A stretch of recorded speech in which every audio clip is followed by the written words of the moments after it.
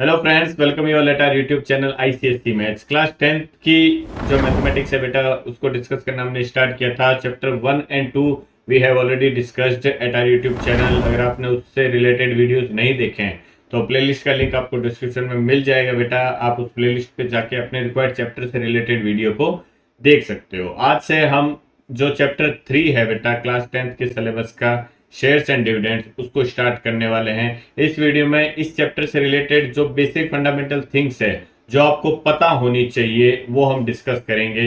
अगर ये वीडियो आपने मिस कर दिया तो इस चैप्टर से रिलेटेड जो हम एक्सरसाइजेस डिस्कस करने वाले हैं नेक्स्ट वीडियोस में, वो आपको समझने में थोड़ी दिक्कत हो सकती है। तो फंडामेंटल को बेटा अच्छे से आप और इजी वे में अंडरस्टैंड करने की कोशिश करना, जिससे आपके जो क्वेश्चंस है बेटा उसमें आपको बिल्कुल भी दिक्कत नहीं होने वाली। ओके, देखते हैं। देखो क्या होते हैं शेयर्स एंड डिविडेंड्स। एक बिल्कुल फंडामेंटल बेटा मैं एग्जांपल लेता हूं। सपोज मैं कोई कंपनी स्टार्ट करना चाहता हूं, है ना। मैं एक कंपनी स्टार्ट करना चाहता हूं जिसके लिए मुझे बेटा रुपीज सपोज करो 10,000 करोड़ रुपए की रिक्वायरमेंट है ना। ठीक है, या कोई भी पर्सन अगर कंपनी स्टार्ट करना चाहता है, पहले सपोज वो छोटी कंपनी होती है बट वो अगर कंपनी को अपनी स्केल करना चाहता है तो उसको क्या जरूरत पड़ती है बेटा? बजट की रिक्वायरमेंट होती है, कैपिटल की रिक्वायरमेंट होती है।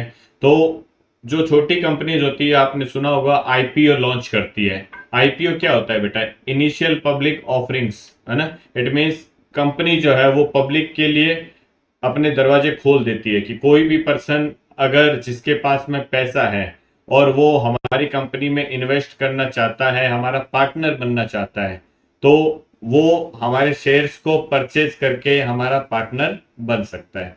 क्यों कंपनी ऐसा करती है? बिकॉज कंपनी को कैपिटल की रिक्वायरमेंट होती है अपने कंपनी को स्केल करने के लिए या बड़ा करने के लिए। तो सपोज मैं कोई एक छोटी कंपनी हूं अभी, और मुझे अपनी कंपनी को स्केल करने के लिए 10,000 करोड़ रुपए की रिक्वायरमेंट है, या अगर थोड़ा डेटा को समझना है अच्छे से तो मैं 10,000 रुपीज ही ले लेता हूँ।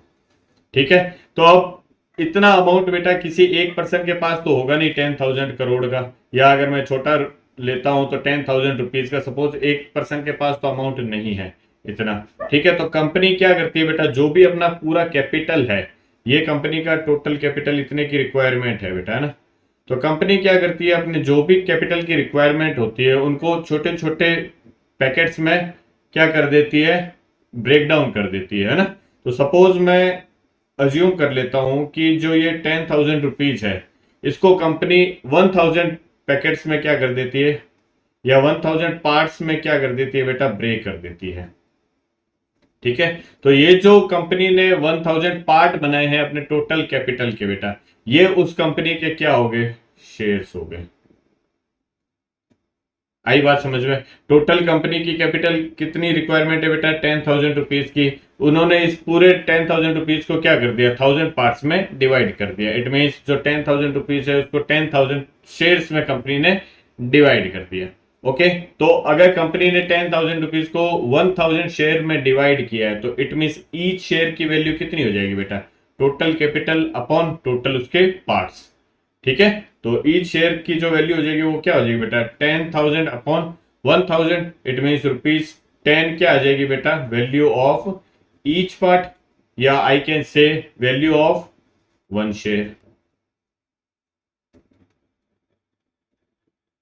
आई बात समझ में? इट मीन्स कंपनी क्या कर रही है बेटा? अपना एक शेयर 10 रुपीज में पब्लिक को इश्यू कर रही है।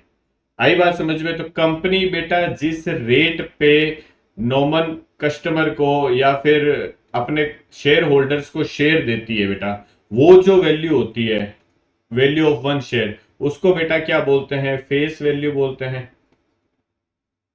ठीक है, या फिर आप इसको प्रिंटेड वैल्यू भी बोल सकते हो, बिकॉज जब भी आप किसी कंपनी के शेयर लेते हो तो वो कंपनी आपको एक सर्टिफिकेट देती है जिसमें आपको नंबर ऑफ शेयर्स लिखे होते हैं उस कंपनी के, आपने कितने परचेज किए हैं, और वो कंपनी के जो शेयर्स थे at the time of Inception of the company, उस कंपनी का जो फेस वैल्यू था उस शेयर का, वो उस पर क्या रहता है बेटा? प्रिंटेड रहता है। तो इसलिए इसको क्या बोलते हैं? प्रिंटेड वैल्यू भी बोलते हैं शेयर, जो फेस वैल्यू होती है उसको, है ना। या फिर इसको नॉमिनल वैल्यू भी बोलते हैं। ठीक है, इट मीन जिस रेट पे कंपनी अपना एक शेयर देती है उसको क्या बोलते हैं, नॉमिनल वैल्यू, फेस वैल्यू या फिर प्रिंटेड वैल्यू। कंपनी ऑलवेज अपने शेयर क्या करती है, सेल आउट करती है। कंपनी कभी भी अपने शेयर वापस परचेज नहीं करती, ध्यान रखना। ठीक है, अगर आपके पास में किसी कंपनी के शेयर पड़े हुए हैं तो आप उन शेयर को वापस कंपनी को नहीं रिटर्न कर सकते। आई बात समझ में? आपको अगर शेयर्स वो सेल आउट करने हैं तो आप कहां जाके करोगे, फिर शेयर मार्केट में करोगे। आई बात समझ में? तो अगर आपको अपने शेयर्स को सेल आउट करना है, सेल्स, एक सेकेंड, अगर आपने, आपको अपने कंपनी के जो शेयर्स है उसको सेल आउट करना है, या फिर ऐसा भी तो हो सकता है कोई कंपनी सपोज आज से 50 साल पहले स्टार्ट हुई होगी। सपोज एमआरएफ ले लेता हूं मैं। एमआरएफ की कंपनी सपोज 40-50 साल पहले स्टार्ट हुई थी, बट मुझे आज उस कंपनी के शेयर की रिक्वायरमेंट है। तो क्या मुझे उस टाइम में जो कंपनी स्टार्ट हुई थी, जिस टाइम में कंपनी ने अपने शेयर्स दिए थे शेयर होल्डर को, क्या मुझे उस रेट में शेयर मिल जाएंगे? आज नहीं मिलेंगे। मुझे अगर आज उस कंपनी के शेयर चाहिए तो मुझे आज उस कंपनी के शेयर जो परचेज करने पड़ेंगे वो आज की मार्केट वैल्यू पे परचेज करने पड़ेंगे। आई बात समझ में? तो अगर आपको एट प्रेजेंट शेयर्स को सेल आउट करना है या शेयर्स को परचेज करना है तो वो आप ऑलवेज कहां से करोगे बेटा, मार्केट वैल्यू से करोगे। समझ में आया? तो अगर at present, at present shares can be sell और परचेज, सेल और परचेज फ्रॉम शेयर मार्केट, है ना। इंडिया में हमारे शेयर मार्केट है बेटा, NSE, BSE, National Stock Exchange, Bombay Stock Exchange, है ना। तो आपको कोई भी शेयर अगर सेल आउट करने हैं या फिर परचेज करने हैं तो आप ऑलवेज क्या करोगे, शेयर मार्केट से करोगे। और शेयर मार्केट से अगर आप कोई भी शेयर्स चाहे सेल आउट कर रहे हो चाहे परचेज कर रहे हो तो वो ऑलवेज किस पे करोगे बेटा, मार्केट वैल्यू पे, है ना। तो मार्केट वैल्यू बेटा क्या हो गई, मार्केट वैल्यू, या फिर बेटा इसको कोस्ट वैल्यू भी बोलते हैं ना, कोस्ट वैल्यू। ये क्या होगी, the price of one share at which sell और purchase done from share market, है ना। ठीक है, शेयर मार्केट से आप जिस रेट पे भी शेयर को सेल करते हो या परचेज करते हो तो वो जो वैल्यू होता है बेटा वो क्या होता है, मार्केट वैल्यू होता है, हमेशा ध्यान रखना। ओके, अब अगर बेटा मार्केट वैल्यू जो है, इफ मार्केट वैल्यू, जो शेयर का मार्केट वैल्यू है आज, अगर वो बेटा नॉमिनल वैल्यू, इट मीन जिस टाइम कंपनी का इंसेप्शन हुआ था उस टाइम के शेयर की वैल्यू के इक्वल है, कंपनी ऑलवेज शेयर्स जो अपने सेल आउट करती है वो नॉमिनल वैल्यू पे देती है। आप अगर सेल आउट करते हो या परचेज करते हो कंपनी से नहीं शेयर मार्केट से तो वो आप ऑलवेज मार्केट वैल्यू पे करोगे। ठीक है, तो सपोज कोई कंपनी 10 साल पहले स्टार्ट हुई थी, उसके शेयर्स की वैल्यू 10 रुपीज थी और आज भी वो उस कंपनी का जो एक शेयर है वो 10 रुपीज पे मिल रहा है। इट मीन्स आज जो मार्केट वैल्यू है और उस टाइम में जो नॉमिनल वैल्यू थी वो दोनों अगर इक्वल है तो इट मीन्स मैं ये बोल सकता हूं कि देन शेयर्स जो होंगे बेटा, शेयर्स आर एट पार। ठीक है, इट मीन्स नॉमिनल वैल्यू और मार्केट वैल्यू अगर सेम है तो शेयर्स जो है वो एट प्रेजेंट एट पार है। अगर बेटा मार्केट वैल्यू जो है वो नॉमिनल वैल्यू से ज्यादा हो गया, इट मीन्स शेयर आज की रेट में, जो शेयर का रेट है आज की डेट में वो बढ़ गया है, जो इंसेप्शन के टाइम में शेयर का रेट था मीन्स नॉमिनल वैल्यू था उससे ज्यादा हो गया आज का रेट, तो इट मीन्स शेयर्स जो होंगे वो क्या होंगे बेटा, then shares are above par, it means par से ऊपर है। और वी कैन से दैट, और we can say that at premium, it means shares जो है बेटा वो अब प्रीमियम पे है। आई बात समझ में? तो जब भी शेयर्स बेटा प्रीमियम पे होंगे या मार्केट वैल्यू जो है वो नॉमिनल वैल्यू से ज्यादा होगी तो ऑलवेज शेयर्स किस पे होंगे, प्रीमियम पे होंगे। तो उस केस में जो मार्केट वैल्यू होगा बेटा इस शेयर का, जो मार्केट वैल्यू होगा वो क्या होगा बेटा, नॉमिनल वैल्यू प्लस जितने वो प्रीमियम पे अभी शेयर्स अवेलेबल हैं। ठीक है।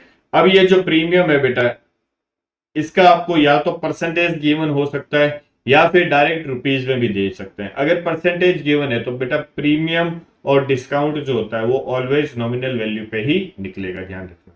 ठीक है। थर्ड केस क्या हो सकता है बेटा इसका, इफ मार्केट वैल्यू जो है शेयर की वो लेस होगी बेटा नॉमिनल वैल्यू से। इसका मतलब जिस टाइम में कंपनी स्टार्ट हुई थी उस टाइम में शेयर्स की वैल्यू अगर 10 रुपीज है और आज अगर उस शेयर की रुपीज क्या हो गई, 8 रुपीज, शेयर की वैल्यू 8 रुपीज हो गई है। इट मीन्स कंपनी जो है वो या तो लॉस में जा रही है या फिर अच्छा परफॉर्म नहीं कर रही है। तो उस केस में हम क्या बोलेंगे, देन शेयर्स आर बिलो पार।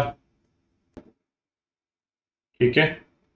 या फिर मैं बोल सकता हूं और एट डिस्काउंट, है ना।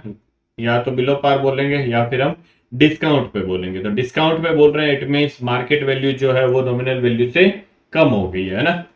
मार्केट वैल्यू जो है वो नॉमिनल वैल्यू से कम हो गई है, it means nominal value minus discount आ जाएगा। अब ये डिस्काउंट भी बेटा परसेंटेज में भी हो सकता है, डायरेक्ट रुपीज की फॉर्म में भी हो सकता है। अगर ये परसेंटेज में है तो ये भी क्या निकलेगा, ऑलवेज नॉमिनल वैल्यू पे निकलेगा। ठीक है। जो डिस्काउंट देते हैं वो नॉमिनल वैल्यू पे देते हैं और जो प्रीमियम मिलता है वो भी नॉमिनल वैल्यू पे मिलता है ना।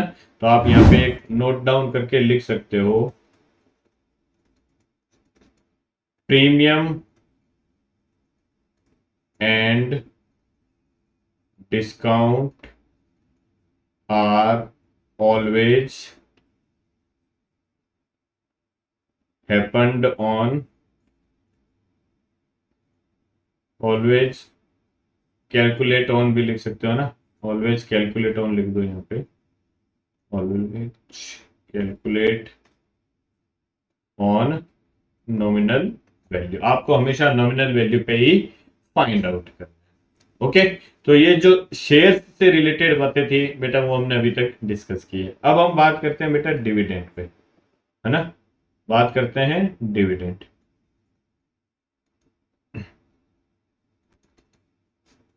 डिविडेंड बेटा क्या होता है, देखो कोई भी बेटा कंपनी है, अगर वो कंपनी अच्छा परफॉर्म कर रही है तो इट मीन्स कंपनी प्रॉफिट में है।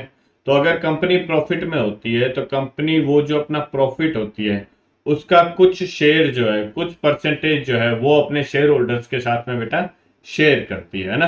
तो जो परसेंटेज वो शेयर होल्डर्स के साथ में शेयर करती है वही क्या होता है बेटा, डिविडेंड होता है।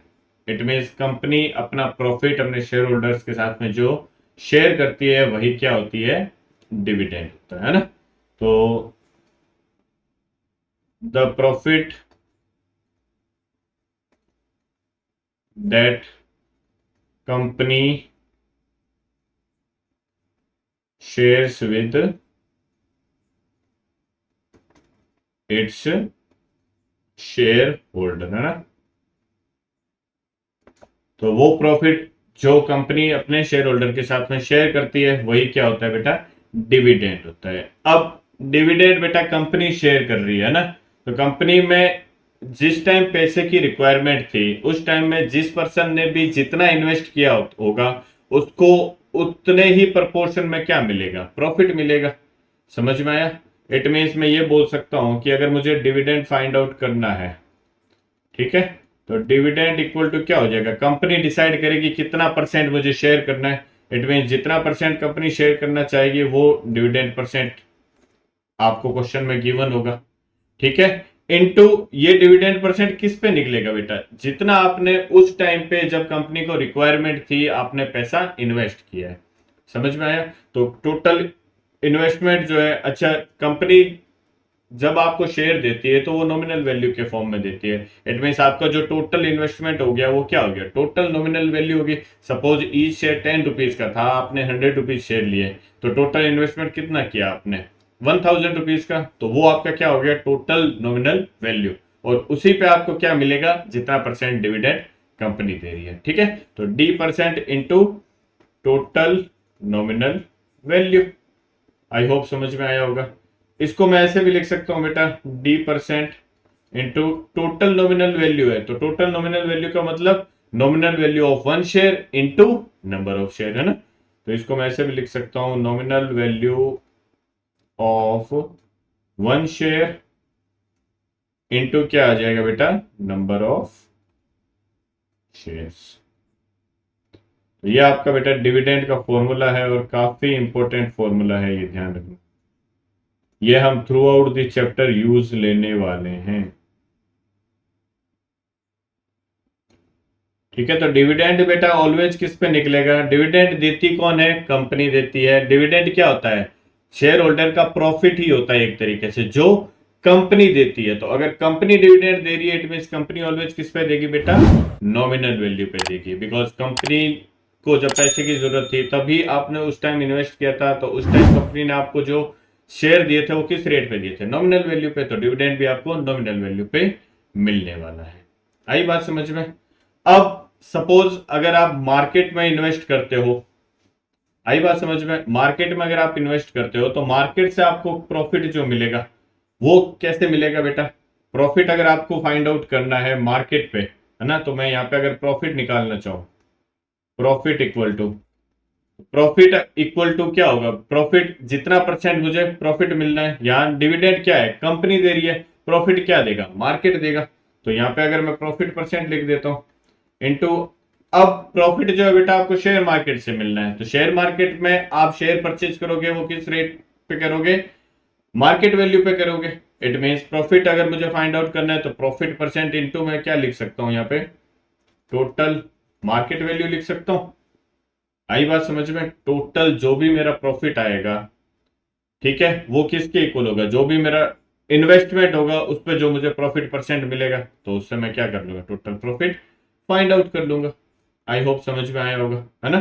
तो अगर मुझे यहां से देखो प्रॉफिट परसेंट फाइंड आउट करना है सपोज, तो मैं वो भी फाइंड आउट कर सकता हूं। प्रॉफिट परसेंट क्या हो जाएगा बेटा, टोटल प्रॉफिट अपॉन में क्या आ जाएगा, टोटल मार्केट वैल्यू। और टोटल मार्केट वैल्यू को बेटा मैं क्या बोल सकता हूं, टोटल इन्वेस्टमेंट भी बोल सकता हूं। तो ये क्या हो जाएगा बेटा, प्रॉफिट अपॉन इन्वेस्टमेंट। ठीक है, परसेंट फाइंड आउट करना है तो इनटू में क्या कर दूंगा, 100 कर दूंगा। आई होप सबको समझ में आ रहा होगा, है ना।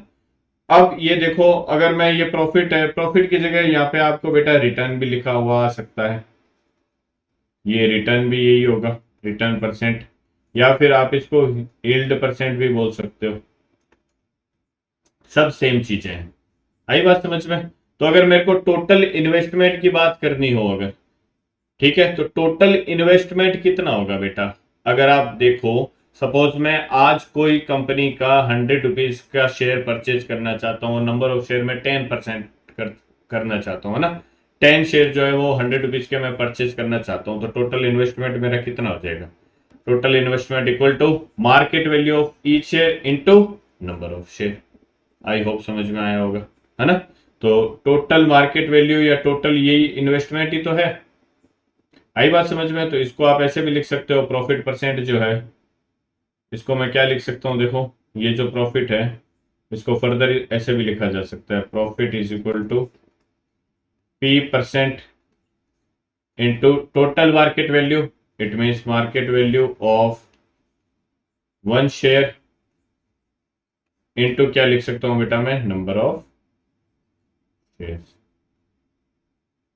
और ये जो होता है बेटा market value of one share into number of share, ये हमारा क्या होता है बेटा, टोटल इन्वेस्टमेंट होता है। ठीक है, ये क्या हो गया हमारा बेटा, टोटल इन्वेस्टमेंट। तो हमने अभी तक क्या पढ़ा बेटा, ये भी प्रॉफिट है बट ये डिविडेंड है जो कंपनी देती है वो प्रॉफिट है, ये भी प्रॉफिट है जो हमें मार्केट से मिलता है, तो दोनों है बेटा प्रॉफिट। हमेशा ध्यान रखना, डिविडेंड वाला प्रॉफिट कंपनी देती है नॉमिनल वैल्यू पे, प्रॉफिट जो होता है वो मार्केट वैल्यू पे मिलता है, वो शेयर मार्केट देती है। आई बात समझ में? है दोनों क्या है? प्रॉफिट है। प्रॉफिट को रिटर्न भी बोलते हैं बेटा। अब अगर ये दोनों प्रॉफिट है तो मैं इन दोनों प्रॉफिट को इक्वेट कर सकता हूं एक जनरल फॉर्मूला बनाने के लिए, और वो फॉर्मूला बेटा थ्रू आउट द चैप्टर बहुत काम आने वाला है। ठीक है, तो मैंने क्या किया था बेटा, अभी एक मैंने डिविडेंड फाइंड आउट किया था, मैंने बोला वो भी प्रॉफिट होता है। तो डिविडेंड क्या था बेटा हमारे पास में, D% into total nominal value. मैंने बताया डिविडेंड जो होता है वो नॉमिनल वैल्यू पे निकलता है। ओके, ये बेटा मैं इक्वल कर देता हूं किस प्रॉफिट के, जो हमें शेयर मार्केट से मिलता है। तो शेयर मार्केट में जो प्रॉफिट मिलता है वो क्या मिलता है, P% into total market value के। दोनों क्या है, प्रॉफिट है। एक क्या मिल रहा है नॉमिनल वैल्यू पे, एक मिल रहा है मार्केट वैल्यू पे। एक दे रही है कंपनी, एक दे रहा है शेयर मार्केट, है ना। तो अभी ये देखो क्या हो जाएगा बेटा, अगर मैं टोटल नॉमिनल वैल्यू के जगह सपोज नंबर ऑफ शेयर जो है वो सेम है ना, तो ये क्या आ जाएगा देखो, D% into NV of one share, ठीक है, इंटू क्या आ जाएगा N number of share, equal to क्या हो जाएगा बेटा, ये P% into total market value क्या हो जाएगी, market value of one share into number of share. ठीक है, तो मैक्सिमम केसेस यही होगा कि आपको या तो ये फॉर्मूला यूज करना है। ओके, अगर ये यूज नहीं करना, it mean number of share आपको फिर क्या दे रखे होंगे बेटा, इक्वल दे रखे होंगे, तो नंबर ऑफ शेयर दोनों साइड से कैंसिल आउट हो जाएंगे। तो आपका जो दूसरा फॉर्मूला आ जाएगा वो क्या आ जाएगा बेटा, D% into nominal value of one share equal to क्या आ जाएगा, P% और रिटर्न परसेंट, ठीक है, दोनों एक ही चीज है, इंटू क्या आ जाएगा बेटा, market value of one share. ठीक है, तो ये बेटा काफी इंपॉर्टेंट फॉर्मूला है, थ्रू आउट हम चैप्टर इसको यूज करने वाले हैं, तो ये आप नोट डाउन कर लेना अच्छे से। ठीक है, तो इस चैप्टर से रिलेटेड बेटा जो बेसिक थिंग्स थे वो हमने इस वीडियो में डिस्कस की है। आने वाले वीडियोस में बेटा जो सेलिना की बुक है आपकी, उसमें जो एक्सरसाइजेज है वो हम डिस्कस करने वाले हैं। अगर आप चाहते हो कि वो वीडियोस आपसे मिस ना हो तो चैनल को सब्सक्राइब जरूर करें, बेल आइकन को प्रेस करें ऑल नोटिफिकेशन के लिए, जिससे जब भी हम कोई नई वीडियो अपलोड करेंगे आपको ऑन द स्पॉट नोटिफिकेशन मिल जाएगा। इस वीडियो में बस इतना ही, मिलते हैं हमारे नेक्स्ट वीडियो में। Till then bye bye and take care.